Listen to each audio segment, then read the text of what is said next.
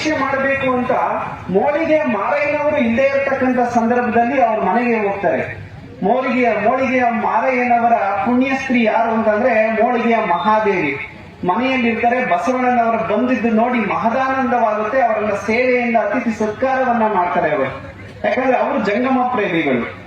ಬಸವಣ್ಣನವರು ಎಲ್ಲ ಕಾರ್ಯಕ್ರಮಗಳನ್ನ ಮುಗಿಸ್ಕೊಂಡು ಹೊರಗಡೆ ಹೋಗ್ಬೇಕಾದ್ರೆ ಅವರ ಕಣ್ಣಿಗೆ ಕಾಣಂಗೆ ಒಂದು ಚಿನ್ನದ ನಾಣ್ಯ ಇರ್ತಕ್ಕಂಥ ಒಂದು ಗಂಟನ್ನು ಅವ್ರ ಮನೆಯಲ್ಲಿ ಬಿಟ್ಟು ಬಂದ್ಬಿಡ್ತಾರೆ.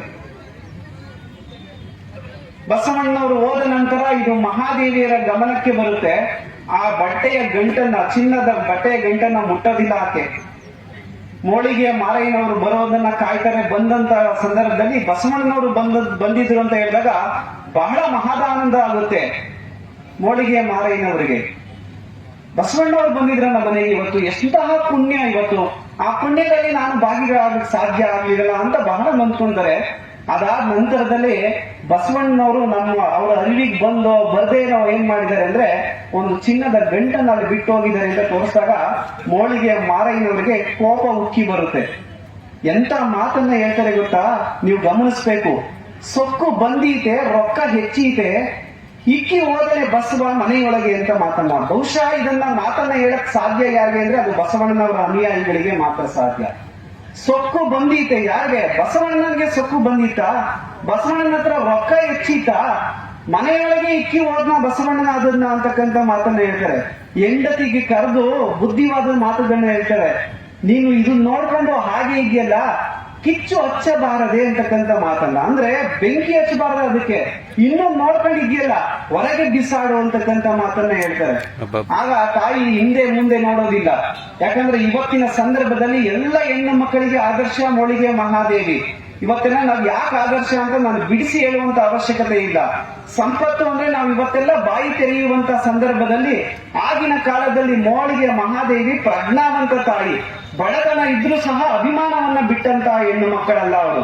ಆಗ ಅದನ್ನ ಹಿಂದೆ ಮುಂದೆ ನೋಡಿದ್ರೆ ಆ ಗಂಟನ್ನು ತೆಗೆದು ಹೊರಗಡೆ ಎಸ್ತು ಬಿಡ್ತಾರೆ. ಆಕೆ ಹೋದ ನಂತರದಲ್ಲಿ ಮೋಳಿಗೆ ಮಾರಯ್ಯ ಅಷ್ಟಕ್ಕೆ ಸುಮ್ಮನಾಗೋದಿಲ್ಲ. ಮುಂದುವರೆದಂತ ಮಾತನ್ನ ನೀವೆಲ್ಲ ಕೇಳಬೇಕು. ಮಲವು ತಾಗಿದೆ ನೆಲವ ಸಾರಿಸುವಂತ ಮಾತು. ಎಂತ ಮಾತು! ಇವತ್ತು ನಾವು ಚಿನ್ನವನ್ನ ಯಾರು ಹೋಲಿಕೆ ಮಾಡ್ತೀವಿ? ಲಕ್ಷ್ಮಿಗೆ ಹೋಲಿಕೆ ಮಾಡ್ತೀವಿ.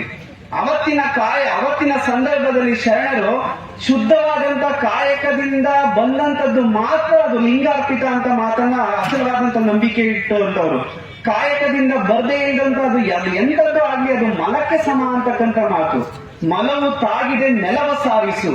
ಬಟ್ಟೆಗಳು ಅದು ಆ ಗಂಟನ್ನ ಆಚೆ ಎಷ್ಟಾದ್ಮೇಲೆ ಸುಮ್ಮನಾಗಿಲ್ಲ, ಅದನ್ನ ಒರೆಸುವಂತಕ್ಕಂಥ ಮಾತನ್ನು. ಇದು ನಮ್ಗೆ ಸಂಪತ್ತಿನಲ್ಲಿ ಇರಬೇಕಾಗಿರ್ತಕ್ಕಂಥ ಒಂದು ಪ್ರಜ್ಞೆ. ಇವತ್ತು ನಮ್ಗೆ ಹಣ ಸಂಪಾದನೆ ಮುಖ್ಯ ಆಗಬಾರ್ದು, ಗುಣ ಸಂಪಾದನೆ ನಮ್ಗೆ ಮುಖ್ಯ ಆಗಿರುವಂತಹದ್ದು. ಹಾಗಾಗಿ ಎಲ್ಲ ರೈತಾಪಿ ವರ್ಗದವರು ಕಾಯಕ ಪ್ರಜ್ಞೆಯನ್ನ ಇಟ್ಕೊಂಡು ನೀವೆಲ್ಲ ಕಾಯಕಿಗಾಗಬೇಕು. ನಾವು ಅಷ್ಟು ದೂರದಿಂದ ಯಾಕೆ ಇಲ್ಲಿಗೆ ಬರ್ತೀವಿ ಅಂತಂದ್ರೆ ನಿಮ್ಮಲ್ಲಿರ್ತಕ್ಕಂಥ ಶ್ರದ್ಧಾ ಭಕ್ತಿ ಗುರುಲಿಂಗ ಜಂಗಮದ ಪ್ರೇಮ. ನೀವು ಇವತ್ತೇನೇ ಈ ಸಮಾರಂಭವನ್ನು ಆಯೋಜನೆ ಮಾಡಿದ್ದು ಅದು ನಿಮ್ಮ ಸತ್ಯ ಶುದ್ಧವಾಗಿರ್ತಕ್ಕಂಥ ಕಾಯಕದಿಂದ, ನೀವು ಕೊಟ್ಟಂತಹ ದಾಸೋಹದಿಂದ. ಅಂತಹ ಪವಿತ್ರಾತ್ಮರು ನೀವೆಲ್ಲ ಇಲ್ಲಿ ಸೇರಿರ್ತಕ್ಕಂಥದ್ದು. ಈಗ ಪೂಜ್ಯರುಗಳು ಸಾಕಷ್ಟು ಜನ ಇಲ್ಲಿ ವೇದಿಕೆಯ ಮೇಲೆ ಮಾತನಾಡಿರುವಂತವ್ರು, ಸುತ್ತೂರು ಶ್ರೀಗಳು ಆಶೀರ್ವಾದವನ್ನ ನೀಡಿ ಹೋಗಿರುವಂತವ್ರು. ಅವರೆಲ್ಲರ ಆಶಯ ಏನು ಅಂದ್ರೆ ನಿಮ್ಮ ಬದುಕು ಬಂಗಾರವಾಗಲಿ ಅಂತಕ್ಕಂಥದ್ದು. ನಿಮ್ಮ ದೇಹದ ಮೇಲೆ ಬಂಗಾರ ಬರೋಕ್ಕಿಂತ ಹೆಚ್ಚಾಗಿ ನಿಮ್ಮ ದೇಹವೇ ಬಂಗಾರ ಆಗಲಿ, ನಿಮ್ಮ ಬದುಕೇ ಬಂಗಾರ ಆಗಲಿ ಅಂತಕ್ಕಂಥ ಆಶಯವನ್ನ ಇಟ್ಕೊಂಡಂತವ್ರು. ಸದಾಕಾಲ ನಿಮ್ಗೆ ವೇಳೆಗೆ ತಕ್ಕಂತೆ, ಸಕಾಲಕ್ಕೆ ತಕ್ಕಂತೆ ನಿಮ್ಗೆ ಮಳೆ ಬೆಳೆ ಎಲ್ಲ ಚೆನ್ನಾಗಿ ಆಗ್ಲಿ, ಸಮೃದ್ಧಿಯನ್ನ ಕೊಡ್ಲಿ ಆ ಭಗವಂತ ಅಂತಕ್ಕಂಥ ಮಾತನ್ನ ಈ ಸಂದರ್ಭದಲ್ಲಿ ಹೇಳ್ತಾ ಒಂದು ಪ್ರಕಟಣೆಯನ್ನ ನಿಮ್ಮ ಮುಂದೆ ಇರುವಂತ ಒಂದು ಪ್ರಯತ್ನವನ್ನ ಮಾಡ್ತಾ ಇದ್ದೀನಿ. ಅದು ಪೂಜ್ಯರ ಆಶೀರ್ವಾದ ಅಂತ ನೀವೆಲ್ಲ ಭಾವಿಸಬೇಕಾಗಿರುವಂತಹದ್ದು. ನಮ್ಗೆಲ್ಲ ಪವಿತ್ರವಾಗಿರ್ತಕ್ಕಂಥ ದಿನ ಅಂದ್ರೆ 2 ದಿನಗಳು. ಒಂದು ಜನವರಿ 21ನೇ ತಾರೀಕು, ಏಪ್ರಿಲ್ 1ನೇ ತಾರೀಕು. ಏಪ್ರಿಲ್ 1ನೇ ತಾರೀಕು ಅದು ಮೂರ್ಖರ ದಿನ ಅಲ್ಲ, ಮಹಾತ್ಮರ ದಿನ ಆವತ್ತು. ಯಾಕಂದ್ರೆ ನಾವೆಲ್ಲ ಏಪ್ರಿಲ್ 1ನೇ ತಾರೀಕನ್ನ ಮಹಾತ್ಮರ ದಿನ ಅಂತ ಆಚರಣೆ ಮಾಡ್ತೀವಿ. ಯಾಕಂದ್ರೆ ನಮ್ಮ ಪರಮ ಪೂಜ್ಯ ಮಹಾಶಿವಯೋಗಿಗಳಾಗಿರ್ತಕ್ಕಂಥ ಶಿವಕುಮಾರ ಮಹಾಸ್ವಾಮೀಜಿಯವರ ಜನ್ಮ ದಿನೋತ್ಸವ. ಮಠದಲ್ಲಿ 118ನೇ ಜನ್ಮ ದಿನೋತ್ಸವವನ್ನ ನಾವೆಲ್ಲ ಆಚರಣೆ ಮಾಡ್ತಾ ಇದೀವಿ ಇವತ್ತು. ಆ ಕಾರ್ಯಕ್ರಮಕ್ಕೆ ನೀವೆಲ್ಲ ಆಸಕ್ತರಾಗಿರ್ಬೇಕು. ಯಾಕಂದ್ರೆ ಕೇಂದ್ರ ಸಚಿವರಾಗಿರ್ತಕ್ಕಂಥ ರಾಜನಾಥ್ ಸಿಂಗ್ ಅವರು ಮುಖ್ಯ ಅತಿಥಿಗಳಾಗಿ ಭಾಗವಹಿಸ್ತಾ ಇದ್ದಾರೆ. ಸುತ್ತೂರು ಶ್ರೀಗಳ ದಿವ್ಯ ಸಾನ್ನಿಧ್ಯ ಇರುತ್ತೆ. ಅದ್ರ ಜೊತೆಗೆ ಡಿ ಕೆ ಶಿವಕುಮಾರ್ ಅವರು ಅನೇಕ ನಾಡಿನ ವಿವಿಧ ರಾಜಕಾರಣಿಗಳು ಆ ಸಂದರ್ಭದಲ್ಲಿ ಭಾಗವಹಿಸ್ತಾ ಇದ್ದಾರೆ. ಒಟ್ಟಾರೆಯಾಗಿ ಅವತ್ತು ನಮ್ಗೆಲ್ಲ ಪವಿತ್ರವಾಗಿರುವಂತಹ ದಿನ. ನೀವೆಲ್ಲ ಏಪ್ರಿಲ್ 1ನೇ ತಾರೀಕು ನಿಮ್ಮ ಊರಿನಲ್ಲಿ ಆಚರಣೆ ಮಾಡೋದು ಬಿಟ್ಟು ನೀವೆಲ್ಲ ಶ್ರೀಮಠಕ್ಕೆ ಬರಬೇಕಾಗಿರುವಂತದ್ದು. ಅದು ಪೂಜ್ಯರು ಎಲ್ಲ ಭಕ್ತರಿಗೆ ಈ ಸಂದೇಶವನ್ನ ನೀಡ್ತಾ ಇದ್ದಾರೆ. ಯಾಕಂದ್ರೆ ಏಪ್ರಿಲ್ 1ನೇ ತಾರೀಕು ನೀವು ಮಾಡಬೇಡಿ ಅಂತ ಯಾಕೆ ಹೇಳ್ತೀವಿ ಅಂತಂದ್ರೆ, ನಾವೆಲ್ಲ ನೀವು ಬರ್ತೀರಾ ಮಠಕ್ಕೆ ಅಂದ್ಬಿಟ್ಟು ನಾವೆಲ್ಲ ಸಂಭ್ರಮದಿಂದ ನಾವು ಕಾರ್ಯಕ್ರಮವನ್ನ ಆಯೋಜನೆ ಮಾಡ್ತೀವಿ. ನಿಮ್ಮ ಭಕ್ತಿಯ ಪರಾಕಾಷ್ಠೆ ನಾವೇನು ಮಾಡಕ್ ಸಾಧ್ಯ ಇಲ್ಲ. ಏಪ್ರಿಲ್ 1ನೇ ತಾರೀಕು ನೀವೆಲ್ಲ ನಿಮ್ಮೂರಿನಲ್ಲೇ ಆಯೋಜನೆ ಮಾಡ್ಬಿಟ್ಟಿರ್ತೀರಾ. ಅದಕ್ಕೆ ಆ ವಾರದ ಮೊದಲನೇ ಭಾನುವಾರ ಯಾವತ್ತು ಬರುತ್ತೋ ಅವತ್ತು ನೀವು ನಿಮ್ಮೂರಿನಲ್ಲಿ ಆಯೋಜನೆ ಮಾಡ್ಕೊಳ್ಳಿ.